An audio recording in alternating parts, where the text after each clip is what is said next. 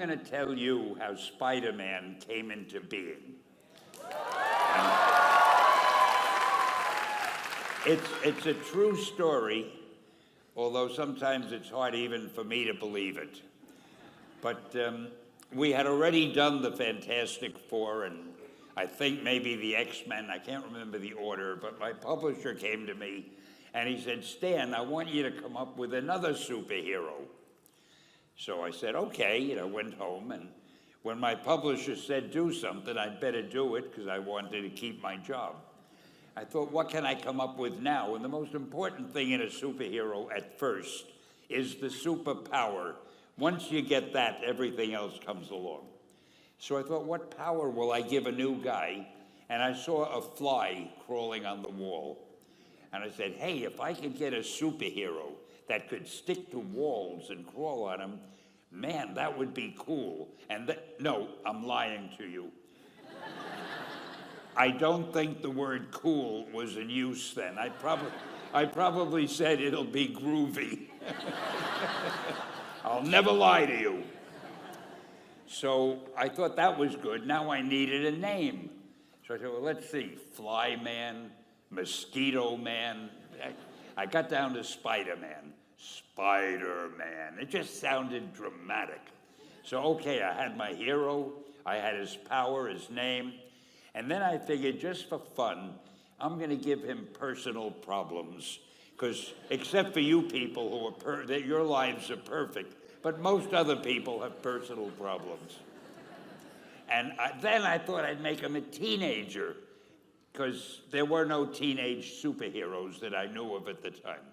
So armed with all that wonderful material, those great ideas, I ran into my publisher's office and I told him. This was my reaction, the reaction he gave me. Stan, that is the worst idea I have ever heard.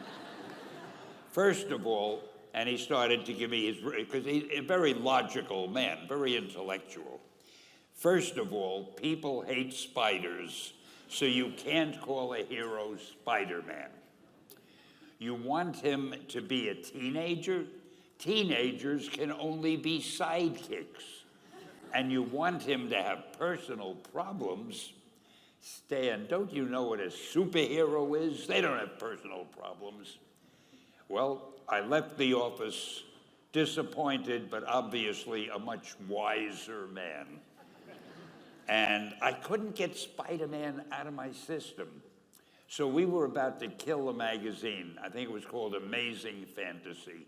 It wasn't selling well, and we were sending the last issue to press. When you do the last issue of a magazine, nobody cares what you put in it because the book is dying. Just to get it out of my system, I put Spider-Man in Amazing Fantasy, featured him on the cover, forgot about it. A month later, all the sales figures came in. My publisher came racing into my office. Stan, you remember that character we both loved so much, Spider-Man? He said, let's do him as a series. Now, why am I telling you this? Besides the fact that I have to kill a little time.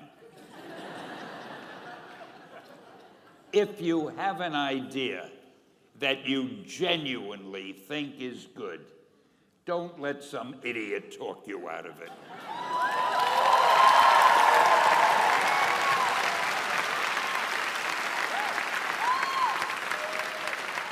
Now, that doesn't mean that every wild notion you come up with is going to be genius, but if there is something that you feel is good, something you want to do, something that means something to you, try to do it.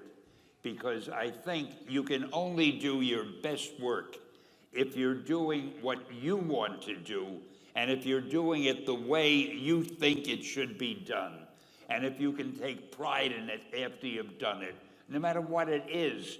You can look at it and say, I did that, and I think it's pretty damn good. That's a great feeling. So don't let idiots talk you out of something that you think is good.